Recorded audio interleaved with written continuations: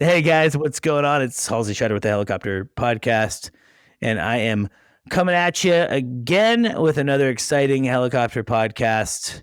Recently perusing the inner depths of social media via LinkedIn, I came across Taylor and more specifically English Air Service. You guys were posting some cool things on social media. Looked like you had a little bit of a presence there. I started to look and kind of stalk a little bit more and found out that a long family business for the most part. We'll get into that. And I just thought, man, this would be a really neat conversation. In fact, I've been thinking recently that I've never really had the in-betweens. It's like either I'm talking to giant companies like Airbus or Bell, or I'm talking to pilots. I haven't had the opportunity to talk to the heart and soul of the helicopter community. And that's kind of that mid-sized helicopter operation. So Taylor English is joining us on the Helicopter Podcast, and I'm just feeling so grateful. Taylor, how are you? I'm good. Thank you. How are you doing? I'm doing good. I'm excited to be here and chatting with you. And of course, to our listeners, thank you guys so much for making this possible, and to MHM Publishing for creating the vertical HeliCASTS platform. If you haven't checked out the platform, please do. We have the MRO podcast, we have the Hangar Z podcast, the Real Rescue, and of course the Helicopter podcasts. And we're also doing some really fun collaborations with Vertical Magazine, as we are now part of that whole intermix. So make sure that you're staying tuned to Vertical Daily, Vertical Sunday Review, and you may even see that some of the articles incorporate a podcast, which is pretty exciting. In fact, the really cool picture of the helicopters behind Taylor's shoulder there, you were saying that was a Skip Robinson photo? Yes, that was from Skip. He actually did a piece on us right before English Air sold in Vertical Magazine. It was awesome.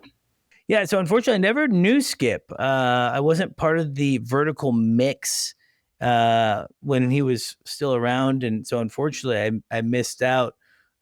Pretty cool guy.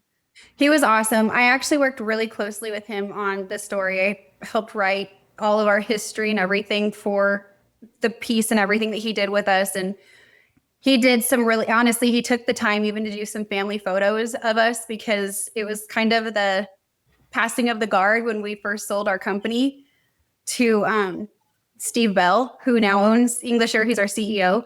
And so it was really neat because he knew my dad, Mark, and he wanted to do something to just kind of highlight everything that him and my mom had done and built from the ground up. And starting from 1986, it was 30 plus years when they sold the business. And so it was really sweet. He really wanted to do something nice for our family, to just kind of have this piece in Vertical Magazine before we did the passing of the company off. That's so cool. Well, and he was funny. He was so funny. I heard he was a character. For sure. He's deeply missed. Honestly, that guy was awesome. Yeah, and I think that Vertical, by and large, a lot of his work, both story-wise and picture-wise, lives on as a legacy. He's been so part of the DNA, I believe, of Vertical Magazine over the years. Yeah. And Mike and Linda over at Vertical are tremendous folks. Similar to you, family-run business. Much of their family, I think both of their daughters now are in the business. Their son, Mitch, is in the business. And then, of course, you have Mike and Linda doing it. So MHM Publishing, Vertical Skies, all that is incredible. And we're just lucky to be on that platform. It's a really neat opportunity for us. So usually I like to talk about the person, but I feel like in order to talk about you, I feel like we need to understand the business a little bit more, and then kind of go back into how you kind of intermix with it. So you've teased it already, but 39 years, 1986. Yeah, my parents, They started English Air May of 1986 and they got married in August of 1986. So they actually started English Air Service before they even officially got married. We started with one hiller doing ag crop dusting. And at the time, Mark, my dad, he wasn't even flying. He was loading. And we had hired a couple of pilots. This is all from stories because I was not born at the time. This is the folklore. Before I was born, yes, a couple years before I was born. And so he actually was working for a company up in Paso Robles, California. I don't know if you've ever heard of them, but Centon Helicopters, they're still in business. They are an amazing company. Jack Centon is who really helped my parents start their business. And now he and his son, it's kind of the same thing. Him and his son work together like this too. And Jack had my dad, he was like, go down to Santa Maria, which is where my dad was born and raised here. And he said, see what kind of work you can drum up down there and we'll go. And I think after a few months, he was like, you've got more than what I can handle. You branch out and you do your thing. And so Jack helped my parents get their stuff established down here. They got their helicopter. I think the first pilot crashed their first helicopter. Nice. And Jack told my dad, he goes, you're not going to have somebody care for your stuff better than you are. So he helped my dad get his helicopter pilot's license. My dad had his fixed wing. So he helped him get his helicopter pilot's license. And then my dad started flying. We had the Hiller and then we went to the Bell 47s. And then in 2003, 2004, they bought their first 206B Jet Ranger and started doing LiDAR. And then we just kind of moved up from there. And then when we sold in, it was 2017 is when we started on our 133 side and started doing with the MD500s and started doing the external loads and all of that. So we went from one Hiller to 20 helicopters now and a Cessna 206 airplane. Did you say 28 helicopters? 20 helicopters. 20 now, yeah, include like all of our ag and our we still have the Bell 47s, but they're all Saloy conversions. So they have the turbine engine instead of the pistons now. Man, that's awesome. It's I think fun. I need to. Those are my favorite. Those are definitely my favorite. I feel like I'm going to have to twist some arms and maybe come get a little stick time in the 47. That would be incredible. I think you should. When I look at the Bell 47, I feel like I'm almost looking at like living history of helicopters, right? It's like the Bell 47 encapsulates what helicopters used to be before they kind of took on the new shape called the 206. Sure. Probably at the introduction, late 70s or late 60s, I should say, when the 206 came to market, the look and the feel and the aesthetic became different. And so I feel like the 47 and the Hiller too, encapsulate that old school, helicopter vibe. And it's incredible that companies like you guys are still using and operating them. And correct me if I'm wrong, but I mean, they're fantastic helicopters for the mission, right? They're great for ag. Honestly, they're one, especially in our area, we have small crops. Like our acreage, there's times where I'm doing the rec reports that we have to do for the county. And sometimes we're only spraying half of an acre. You can't do that in an airplane. And even in even we have the 206Bs now, we have two of them, and those are our ag ships as well. They work, but the 47s and even you can see the WASP, the single seater, they're just perfect for those smaller, farm areas. And then also, even when we do our avocados, with them having the turbine engine in it instead of the piston, they have a little bit more go in them. So they're able to do that. And they're so light, we can carry more in them than we can in the other aircraft too. So that makes it nice and convenient. It's time for your Heli Life giveaway secret word. Listen up and remember this word because you'll need it to enter for a chance to win exclusive Heli Life gear. Ready? This episode's secret word is chopper. Visit contests.verticalhelicasts.com to enter the secret word. Yeah, that's incredibly useful for the mission. And again, really a flying piece of history. And I just love that they're still being owned and operated to this day. Something that I think about a lot in my spare time is this idea of helicopters. I've always kind of wondered, like, I wish people knew what I knew about helicopters, because then maybe more people would support helicopters. I think that there's a lot of industry, a lot of people that aren't within this industry that don't necessarily understand helicopters. And because of that, we have a bit of a PR problem. And it's easy to argue, like, okay, hey, look at Air Medical. They save a lot of lives. Okay, sure. We've talked about that before. Something I don't think I've ever really talked about is actually the impact that helicopters play on the ag sector of our economy. So we're talking about fruits and vegetables and, everything in between, other crops. What is your thought, and how big do you think the actual impact of your guys' operation is on our overall economy? We honestly, our area alone is such a huge ag area in the Santa Barbara County. We do most of the strawberries that you guys, anywhere nationwide, a lot of them come from just our area specifically. The row crops, broccoli, cauliflower, kale, lettuce, leaf lettuce. We do all of that here. We play such a huge role in the ag industry in putting, the food on America's table. It is a lot. And one thing that people kind of don't understand is, even with us doing all of this, we still spray organic produce. Mm-hmm. We spray it with organic pesticides, herbicides, and fungicides. And so the FDA does have certain things that they have approved that are organic made. And so those are able to go onto the organic crops to be able to be labeled the organic, produce. A lot of people I can't tell you how many arguments I've gotten in with people. No, organic means no pesticides. Organic means nothing. And I'm like, no, there's rules that are bent with that kind of stuff. And we actually spray quite a bit of it around this area too.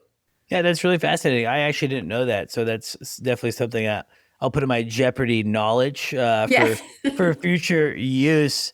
Yeah, look, I think that farmers in general, and then the companies that support farming, are probably kind of like the unsung heroes of our economy, right? I think we take it for granted. I'm reading a book right now on anthropology, and by reading I mean I'm listening, because I don't read, but listening to a book on anthropology, and it's so interesting how hard it used to be just to cultivate things, right?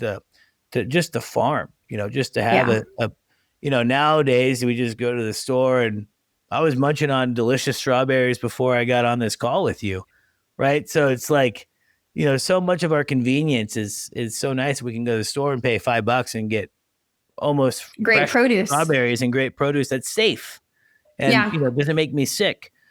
And so I think it's easy to forget that. And I think that helicopters, specifically in the ag world, play such a vital role. And I feel like you guys are parlaying it as well, doing now the LiDAR work, because I also think that LiDAR, especially in California, but I'm up here in Oregon, and we have a lot of fires as well. Yeah. I think that LiDAR work and being able to see what LiDAR can do, specifically to show utility companies when there's overgrowth on lines that could be a hazard, could cause a fire. It's absolutely incredible. We were talking about methane detection as well before the podcast, being able to detect methane from a helicopter. Underground. Underground. It's crazy. It is absolutely. We were actually, when we had those big fires down in LA, we were one of a few aviation companies that actually were able to go in through the TFR to do surveying and stuff like that, because, when that ground is hot and the fires are still roaring and everything is going like that. I mean, that could have been catastrophic if there was a methane leak, or if there was anything else that could have been causing that. So that was pretty amazing that our company was trusted to be able to go and continue to do that for, the utility companies around here, and to have that clearance through the FAA and the CAL FIRE, and to be able to go into the TFR. Thank you to our sponsor, Robinson Helicopter Company, the choice for unrivaled safety and reliability, so you can accomplish any mission with confidence. For more than half a century, Robinson has been at the forefront of the helicopter industry. From the R-22 to the R-66 turbine, Robinson makes helicopters accessible so more people can accomplish more missions. Climb higher. For additional information, visit www.robinsonheli.com. Yeah, I mean, that's a big deal. There's a lot of government red tape, specifically in the state of California, that makes actually that a feat in itself to be able to go through and navigate that. And I'm guessing that that's also built on 39 years of trust and relationships, and doing good work, right? I think that's all very important. But, I just think it's, as a society, I try to play my small part. Look, we're preaching to a choir. We're talking to a bunch of folks that like helicopters, or at least I think that's the majority of my audience. And, I think that we don't need to tell them how awesome they are. But sometimes I wish that I can capture someone that might not be so familiar, because I think it's easy for people to complain about the noise, the pollution. It's dangerous. You see catastrophic accidents of, helicopters tumbling in the Hudson River, which is not good, or helicopters killing Kobe Bryant, for crying out loud. There's some big incidents that really hurt the PR, but I like to do my part in trying to advocate for the industry, because so much of helicopter operations affect the daily economy. And I don't think it's understood actually on the ag side on how much of a role helicopters and airplanes, make when it comes to that. So it's very cool. And it's really neat that you guys are not only in the business of ag, but man, you guys are killing it. 20 helicopters, doing a whole bunch of stuff. I just love hearing that. 39 years. That's older than me. I'm going to turn 37. Me too. Well, obviously. I'm 37. So you're 37? Okay, Yeah. So I'm turning 37. What you wouldn't know it's funny because I'm bald. Go figure, you can tell. And I didn't know I had gray hair until I started growing this beard out. And by and large, I have gray hair. But yeah, I turned 37 on Sunday, actually, June 1st. Nice. And I see that you have a couple, those two daughters that I see behind there. Yes, those are my girls. They're 13 and 8. Ooh, crazy. So you have to give me a little advice. I'm actually 16 days away from having my first little daughter. My first kid, actually. So am I in for, is this good, bad? You're in for it. You don't stand a chance when you have daughters. My dad had myself and my little sister, and then he had his 2 granddaughters. And now my little sister actually she finally gave him some testosterone. She has 2 little boys that are 4 and 2. So nice. But girls are a whole other ballgame. It's actually kind of funny because my sister, she's actually a civil engineer. She didn't really have any interest in the family. Obviously, we loved what our dad did. And it's kind of funny because I'm seeing with my daughters now, they don't understand really how cool mom and papa's job is. Yeah. I didn't. My sister and I didn't when we were little either. I was 6 months old the first time my dad threw me in a Bell 47. It was 6 months. And for us, it was just, that's our dad's job. Just like, somebody's dad is a plumber or an electrician or a lineman or whatever it is. This was our way of living. This is the way our family made their living. And my daughters are kind of doing the same thing. And I'm on the board for our air show here too. And we'll have ospreys come in and we'll have certain things like that come in. And my little one, I'm going to go inside the hangar. And I remember this one little old gentleman one time, he was like, "Oh, but sweetie, the ospreys are about to take off." And she just looked at him and she goes, "I see them all the time." And he's like, "You have no idea how lucky you are." And then I'll never forget the attitude. Just prepare for it. It doesn't matter if they're 13 and think that they're going on 18 or 8 and think they're going on 13.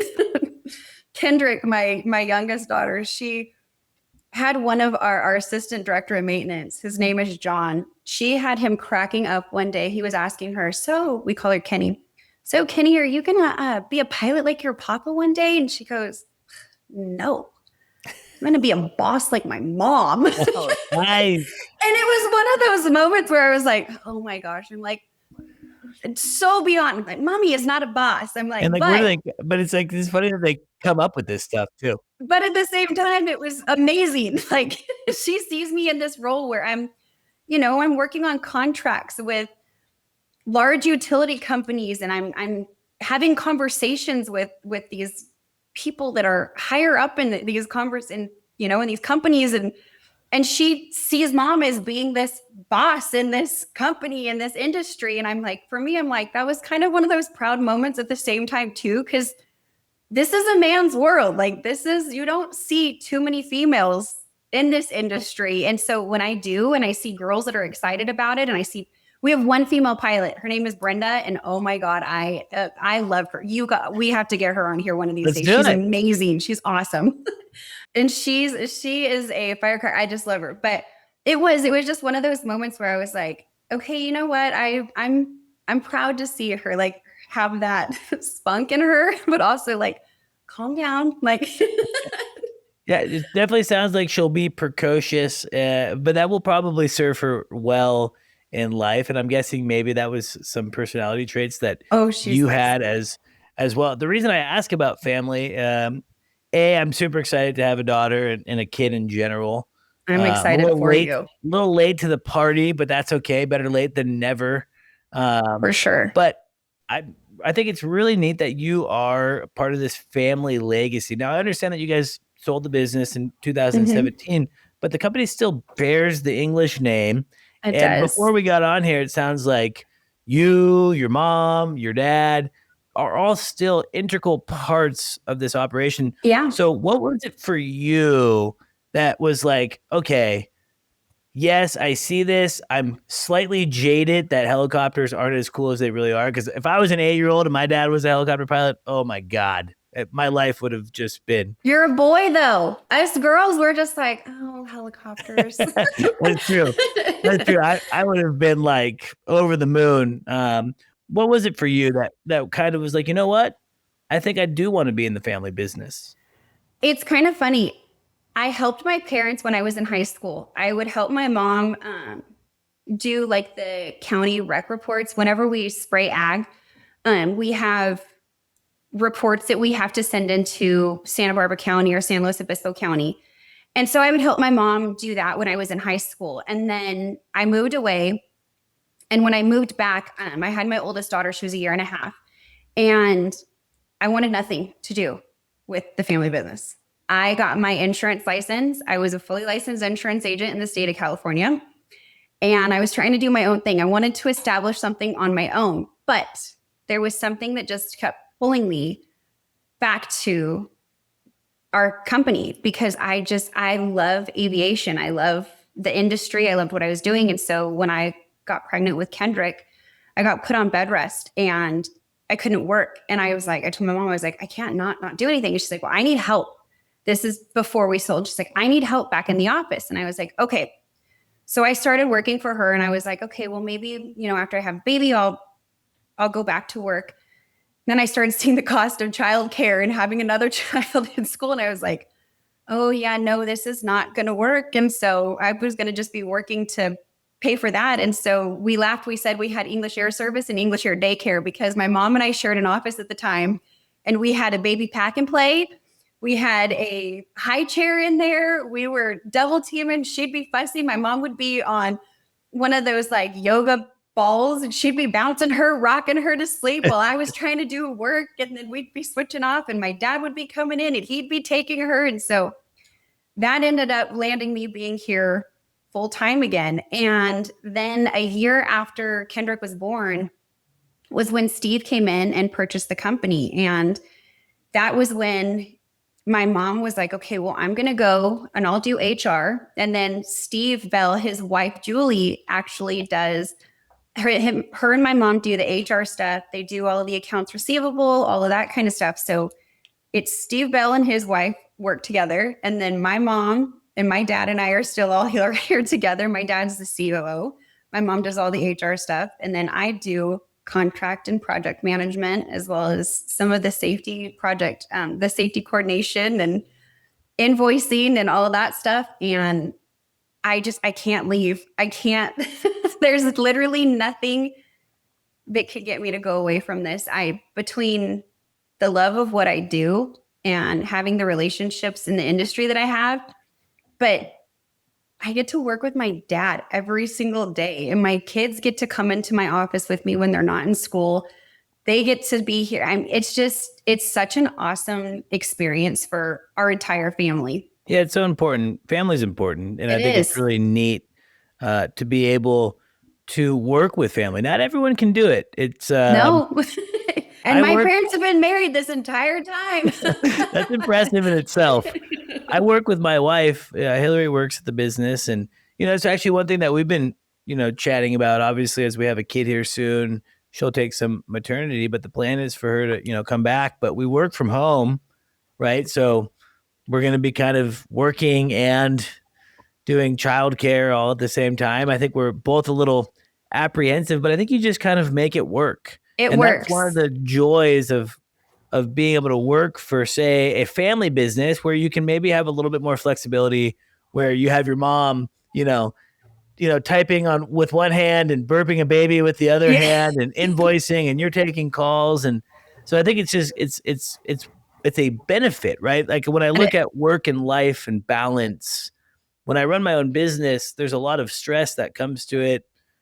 Talk about maternity, right? The state of Oregon where we live will give us a little bit of like maternity money, but it's still by and large, we're just paying her not to be there. And that's, whereas most people that work for someone, they have a full benefit or they get paid their full thing. So there's goods and bads of self-employment, but I think one of the major benefits is this idea that you kind of do your thing, right? You're working, you don't, it might be inappropriate to bring your kids to work at a corporation, right? That's like some big, where you check in 9 to 5, but it's not the case when you're doing it. Oh, for sure. And that's the one thing that like has been honestly like the biggest blessing is Steve is he calls my kids his practice grandkids because his kids don't have kids yet. And my girls call him Papa Steve. And like they literally, it's kind of funny. They've morphed into our family. The Bells have seriously morphed into our family now. They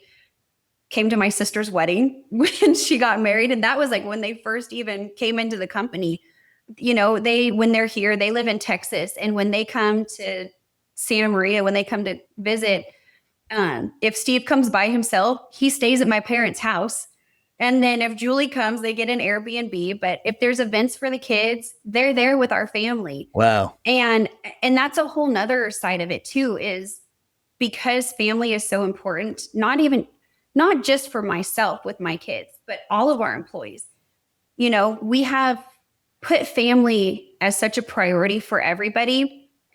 I don't miss things with my kids. If they're sick, I can work from home. If they have an event or they have something or a field trip, I can go to that with them, and I can pick up at home and I can work from home. Our pilots, I have one of our pilots, Brenda, she's about to become a grandmother again. She's got time off right now because we want to let her go and be a grandma and be there for her daughter that's having a baby. We've had other pilots. Oh man, I know it's in my rotation right now, but man, my kids' birthdays at the, a couple of days before I'm supposed to go off. Yeah, that's fine. Go. We'll swap you out early. Family's important to our entire company. And so that's truly the best part of still being a smaller company.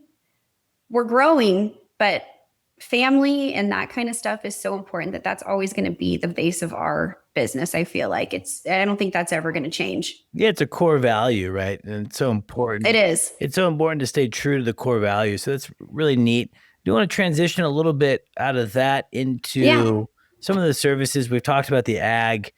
Something that I'm just interested in learning more about, I'm sure my audience too, is exactly the purpose of helicopters now working with utilities. So we talked a little bit about LiDAR, methane detection. But just, I guess, talk to me a little bit on a higher level of what you guys are doing to support the utilities, how you guys are using helicopters to do so, and the kind of the cool technology that's all part of that. So on the 133 side, the external load, it's really neat being able to help build these power lines, rebuild them during the fires, building. We just did a big fiber build down in San Diego. You know, it's amazing what these linemen do. I mean, I laugh. I'm like, they just use our helicopter and our pilots and our ground crew. We're kind of just the workhorses of them. But the linemen and what they do, you know, hanging 75 feet to 100 feet below the helicopter. It's crazy to me, but no thanks. it's amazing what we actually are able to do and the efficiency of what being able to do it in a helicopter is for them. Because, you know, when we get called out to do that, it's because they can't get their bucket trucks out there, or they can't get their tools out there, or it's such a hike, they can't get there. And so, you know, they strap on those harnesses and they get on that long line with us, and we take them out there and we set them down where they need to be, or we set them on the tower, or do what it is. We put marker balls, you know, on the lines that are either in the mountainous areas. And that's a huge safety issue, because if they're in an area in the mountains where you have, you know, these lines that are just strung and you can't see it in an airplane or in another helicopter going through, that could be catastrophic. So we put those marker balls on there so that people know that there's a wire going through there. And so that's huge. We do that pretty often. We do a lot of that down in San Diego and, you know, Southern California areas as well. Yeah, I mean, again, all the different little things that you don't even think about when you're driving around and you're looking up and you're seeing the marker balls. They have to get on there somehow. Yeah. And I'm always very impressed with linemen and that. Well, your pilots obviously must be very skilled pilots. Very much so. Talk to me about what you guys look for in a pilot. What are some qualities that you want to see? What is an experience level that you want to see? And what are some of the exciting operations that pilots are doing at English Air Services? As always, a special thanks to HeliCASTS for producing this podcast. Specializing in helicopter evaluations, faster sales, and superb service, HeliCASTS is the go-to agency for clients expecting immediate results. HeliCASTS' team of helicopter professionals are the best in the business. Using their aviation expertise, a nationwide network, and a proprietary 76-step listing strategy, HeliCASTS will convert your listing from Mayday to payday. Ready to get started? Text helicopter to 1-855-HeliCASTS. That's helicopter to 1-855-735-5226. And a HeliCASTS pilot agent will reach out. HeliCASTS. List it, sell it, done. So our pilots, they have to have a minimum of 1,200 to 1,500 hours. That's just for us baseline. Pretty much for LiDAR area, when it comes to the CNM, the external load stuff, it's usually about 2,000 to 2,500 hours. And that's kind of a base as well. It's just a huge safety. I mean, you got people's lives on the end of your helicopter. Line. Yeah. Yeah. And a lot of it too, some of the stuff too, where it's also contract wise. Some of our contracts want us to have larger amounts of hours, you know, specialized with our pilots. You know, we look for a pilot that's going to come in and they kind of have the same values that we have. You know, we want somebody that's going to be a team player. We want somebody that's going to care for our aircraft like what we do, like it would be their own, because as anybody that owns aircraft or boats or the better you take care of them, the better they're going to run and the longer they're going to run. You know, right now we've got a lot of LiDAR stuff going on. We've got ships on the East Coast. I think I've got some in Kentucky, Virginia. I got a few down in Chino. We've got a lot of LiDAR methane work going on right now. CNM side, like I said, we've been down in San Diego. We just finished a 1.5-month long project. Got another one coming up. I actually have another part that we don't actually do, but one of our friends does, and he leases one of our helicopters and does it. They do wildlife capture. So they're getting ready to take out one of our aircraft for that. Oh, cool. They actually were featured on Cabela's doing it. It's really neat. It's really cool. They do live captures and stuff. Using the 500? They do. Yeah, he uses one of our 500s. So I get to kind of go for a ride with him when he comes back with that. And First time he did that with me, he actually, my dad looked at him and he goes, his name's Mike. And he goes, Mike, he goes, take her for a ride. And he kind of looked at me, he goes, like a ride? And my dad goes, yeah. And he goes, oh, she's either going to love me or hate me after this. And I was a little cocky because he was like, I flew with the doors off with my dad all the time in the Bell 47, any of the helicopters. It's never a big deal. You can't scare me. And he takes his door off. I'm like, oh, you can take my door off too. And I'm thinking, oh, I'm going to get some cool videos. No way. I was holding on to that, oh, you know what bar so tight. I had my phone so tucked tight underneath my legs. My dad said he looked out in the field in front of the hangar because the nose was straight up and the tail was straight down. He goes, and all of a sudden you just go. It was the most epic ride I have ever been on in my entire life. And now I'm kind of like, oh, we're just doing ag turns. Oh, it was so much fun. But between that and LiDAR and the CNM stuff and ag we're super busy right now. Ag is really picking up. It's avocado season. So right now we've got hundreds and hundreds of acres of avocados that we spray in our area.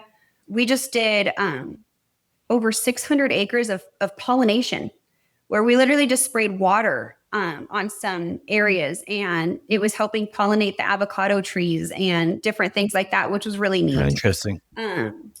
The citrus trees, we do a lot of the citrus trees. And with those, we kind of do like a different type of oil to help the trees. It's not so much pesticides. It's a type of oil that actually goes on the leaves and everything to help the dust and like all of that stuff off of it while they're trying to pollinate and while they're trying to bloom and everything.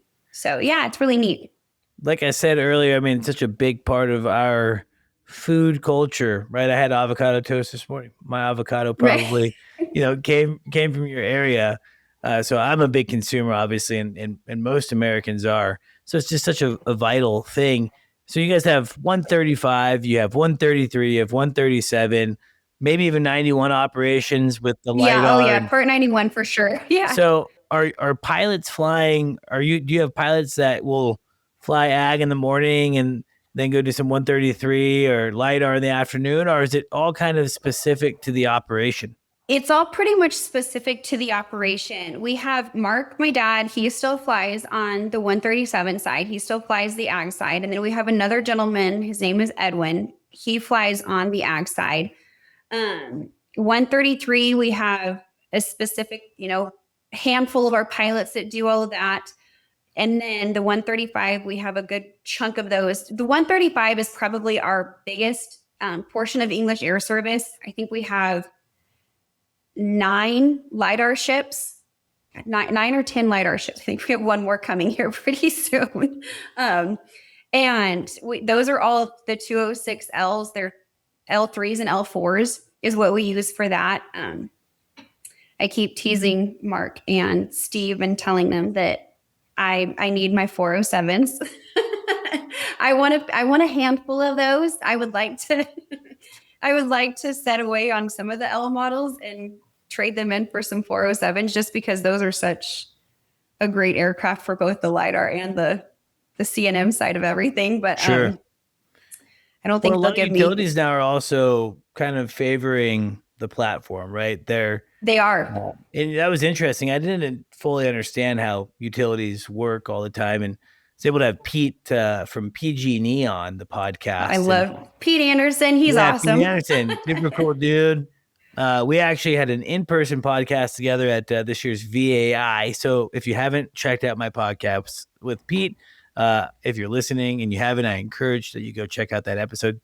It's not too many episodes back, so just go and refresh yourself. But what I found interesting is like PG&E will operate, I think I kind of forget, but call it 4 helicopters that they own and operate, and then potentially contract out maybe 75 more, right? I didn't realize it was so heavily reliant on contracted service, like with English Air.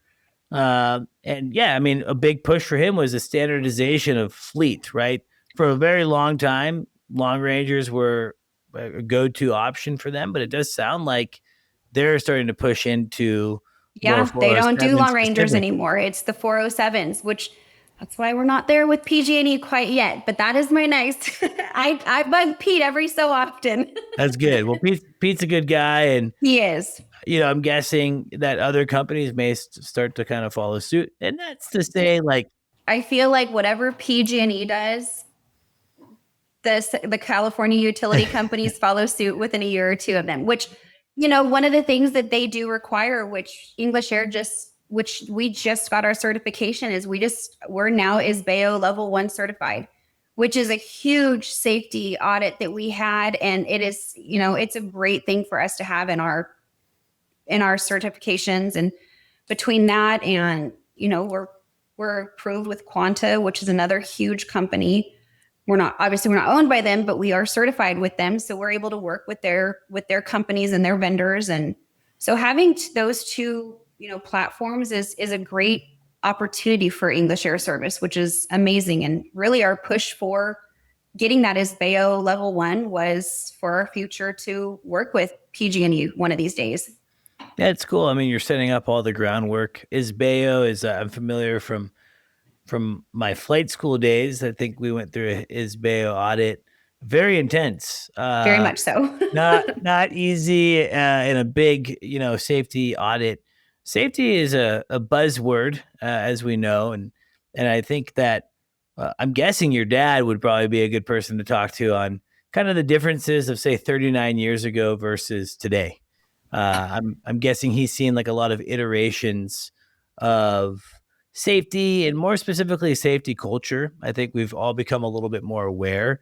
But to operate a company for 39 years, it almost makes me believe that safety and safety culture has always kind of been a paramount staple.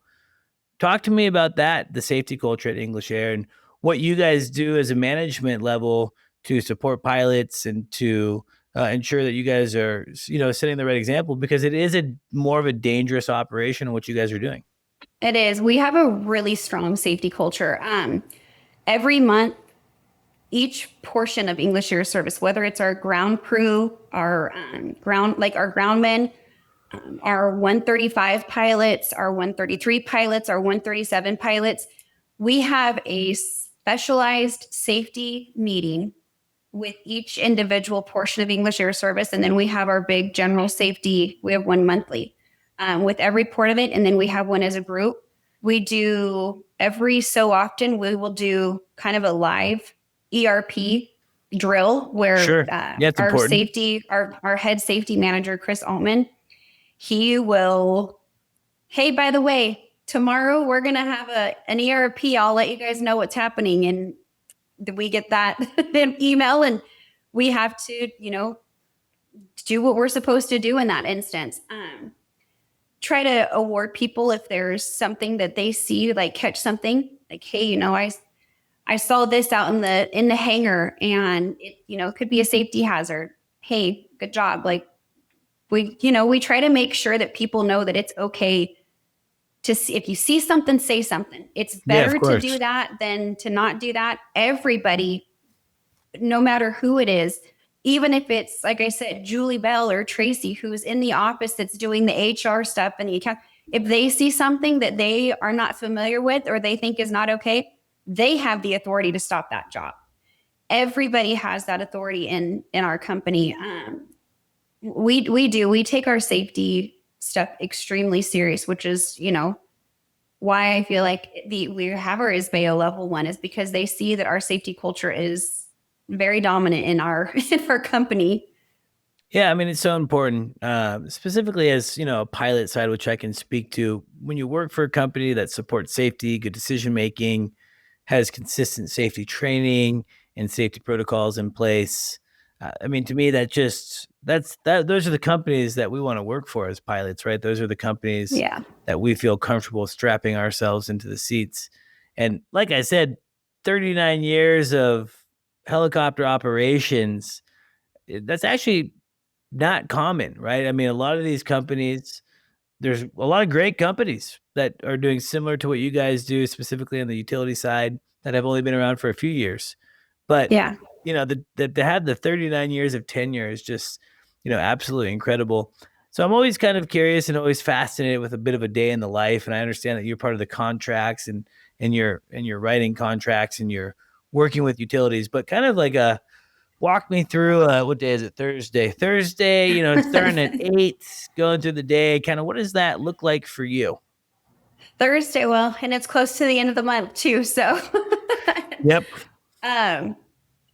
Honestly, for me, it is going through my emails, looking at all the different bids that I have been putting out, following up with stuff like that, you know, following up, making sure that I get it. People get tons of people that want to bid on different things. So I usually try to do a follow-up, send an email, send a text message. Hey, just wanted to check in. Hope everything's going good. Is there any questions on, you know, the pricing that we sent you, on the bid that I sent you? I try to make sure that that's all done. I usually go and check with our mechanic to see what aircraft are out, where they're, where the maintenance is standing, anything that's close to 100-hour or any of our, you know, maintenance stuff before I start looking at the new bids that are coming in or the potentials for bids that are coming in, because I don't want to go in and bid a project and not be able to have an aircraft available. Sure. Our pilots, when they're out flying, we get notifications in the morning from them to let us know two passengers, you know, myself and a passenger, myself and an operator getting ready to go. Pull up my tracking. We use spider tracks to track all of our aircraft. And so between myself and our director of maintenance, we all of us usually have our chief pilot. We all usually have our stuff pulled up. Just there's always eyes on that kind of stuff. Do that. This morning I had to do a couple of my county reports for the ag side. So ran those through this morning.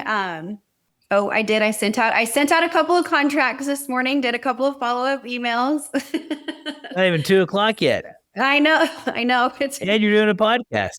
Barely one. But yeah, it's, you know, took the kids to school. Yep. Parental duties never stop. I mean, it sounds like your job is fairly dynamic, right? One day might be a little bit different than the next. The podcast I recorded earlier today, I'm such an idiot too. I meant to change my shirt so it doesn't look like I'm just doing back to back. So if it looks like I'm wearing the same shirt, it's because I am. Because I'm recording back to back. There's no secrets here. It's a black tee. You could have worn it on another day. Maybe it's my thing. Steve Jobs wore the same thing all the time. So, you know, maybe he's on something. But I had a gal on. I've had a lot of gals on, actually. Most recently, Lachey Bacon. She flew Apaches. Now she's working in the space of helping pilots become healthier with health and fitness. That's awesome. And nutrition, which is, you know, super important. So she's a total badass. And I've had some really cool ladies on the show, which to me represents that the helicopter industry is definitely moving in a direction where we're having more representation. But what has it been like for you to be in a kind of a, like you said earlier, a bit of a man's world of helicopter aviation? I'm guessing it's presented some challenges at times, but obviously you're very successful in what you're doing. And you know, I hope that this podcast can inspire people of all sorts, but specifically in this case, women. You know, there might be young girls right now that feel prohibited in getting into the space just because there's a lot of guys. So what has it been like for you, and what are the goods and what are some of the challenges? The Vertical MRO podcast is powered by Vertical Magazine, the rotorcraft industry's #1 trusted multimedia resource. Visit Vertical Mag Media on YouTube to gain access to exclusive videos featuring operators in the field and more unique content from the pages of Vertical. Subscribe today to stay informed and inspired. There's been a couple of times where I think I throw some of the foremen off when they call for the construction jobs. I think the name Taylor could be boy or girl. Taylor could go either way. And they'll call and, can I speak to Taylor? This is she. Oh, hi. Okay. I'm so sorry. I you thought I was a guy. Yeah. Yes. I'm like, no, it's fine.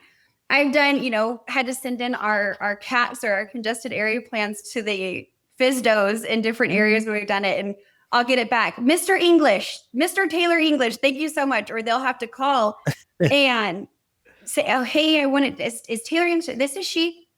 Oh my God, I just sent you your cap and I put Mr. Taylor English. I am so sorry. It's fine.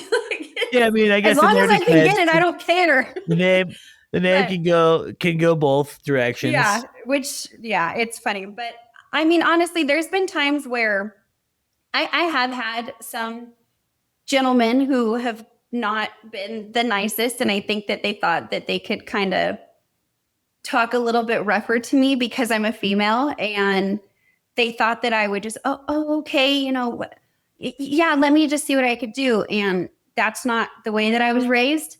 And I don't really take that kind of talk, I guess you could say. And so I think they were a little surprised when they got a bite back from me. But it also kind of changed the dynamic of the way we worked together. And they had a new respect for me when we had to go in and do things. And there was a time where I had to, you think you can talk to me? That's fine. I'm pulling my crew.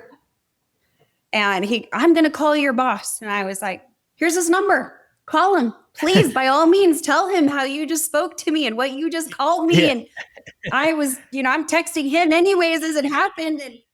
And he called Steve, our CEO. And well, Taylor said she was going to pull that and she doesn't have the authority and da-da-da-da-da. And Steve goes, well, if you talk to her the way that you're talking to me right now, he goes, by all means, she's the boss. He goes, if she said she's pulling it and you got her that fired up and that mad, he goes, I'm not telling her she can't do that.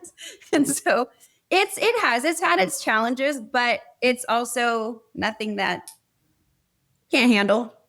And I don't think that. And that's a situation that can almost happen to anyone, right? There's a lot of really rude people out there. And it doesn't matter what industry you're in. I think that there is always going to be, and I hate to say it because I'm not one of those crazy hardcore like feminists. There's a reason why there's boy things and girl things. And I fully agree with that. Yeah, of course. But that's okay because you just have to know that you can stand your ground and still demand respect no matter what industry you're in. It doesn't 100%. Matter what you're doing. I think being a mom helps that too with the attitude. But no, I think that any young lady that is thinking about being in this industry should truly do it. One thing that I absolutely regret is not getting my pilot's license. My dad was very, very against my sister and I getting our pilot's license. And I get it as a girl dad. He did not want his daughters to follow in his footsteps and something happened to us because we wanted to do something like him. Of course. But now I have the whole argument that I'm using of, well, I travel with our pilots. And what if one of them had a medical emergency and I can't land the helicopter because I don't know how to get to an airport or I can't even land it in the field. And now my kids are, I'm just going to go down with the pilot. And he's kind of like, oh, dang it. That's a good point now. So, I think it's time to probably learn how to fly, Taylor. I think so. I think 20 helicopters and you don't have a helicopter. It's not like I don't have any to pick from out in my hangar right now. I think you got to just bite the bullet and do it. But Taylor, it sounds like you guys are doing some really incredible things with a family business. So neat. 39 years, like you and I were talking about, older than both of us, right? Which is super cool and not easy to do. So I'm always really impressed, not just with helicopter business, but any business is so hard to run. But man, throw helicopters in the mix. I would never operate helicopters as my business model ever. It has its headaches, that's for sure. So, kudos to your mom and your dad. And then of course, kudos to you for continuing that legacy. And of course, the new ownership. Obviously, you guys are just taking over the world. I hope to continue to keep in touch with you and learn about the operation and kind of see how you guys continue to grow. Sounds like the utility space is only getting bigger and bigger, right? There's more need to protect our power lines specifically and trees growing on them and things like that, methane detection, all the cool, wonderful things that helicopters can do. So I really appreciate you coming on, giving us your insight. Really a fun conversation, and I hope we can stay in touch. Yeah, absolutely. You got to come and fly the helicopter. You got to come get in the Bell 47. I will come fly the 47 for sure. To our listeners, thank you so much for checking out this edition of the Helicopter Podcast. If you like it, well, make sure that you like it, subscribe to it so you get notified when new episodes are dropped. To MHM Publishing, Vertical Magazine. So excited to be on the Vertical HeliCASTS platform. Got the cool photo with Skip Robinson taking back in the day for a Vertical magazine. I'm sure if you go to vertical.com and you type in English Air Service, I bet you that article will pop up. They have a great job at kind of keeping all of their historic. So really neat to be part of that. And of course, to our sponsors, thank you all so much for making the Helicopter Podcast possible. Taylor, thank you again for coming on and just sharing a little piece of the industry. Thank you so much for having me. I really appreciate it. Yeah, really means a lot. Thanks, Taylor. Please stay tuned for a final word from our sponsors.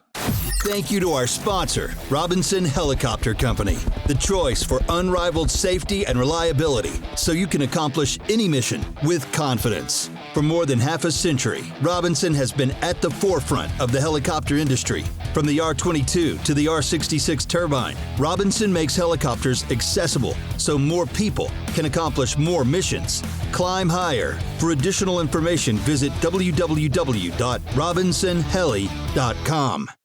As always, a special thanks to HeliCASTS for producing this podcast. Specializing in helicopter evaluations, faster sales, and superb service, HeliCASTS is the go-to agency for clients expecting immediate results. HeliCASTS' team of helicopter professionals are the best in the business. Using their aviation expertise, a nationwide network, and a proprietary 76-step listing strategy, HeliCASTS will convert your listing from Mayday to payday. Ready to get started? Text helicopter to 1-855-HELICOPTER. That's helicopter to 1-855-735-5226. And a HeliCASTS pilot agent will reach out. HeliCASTS. List it, sell it, done.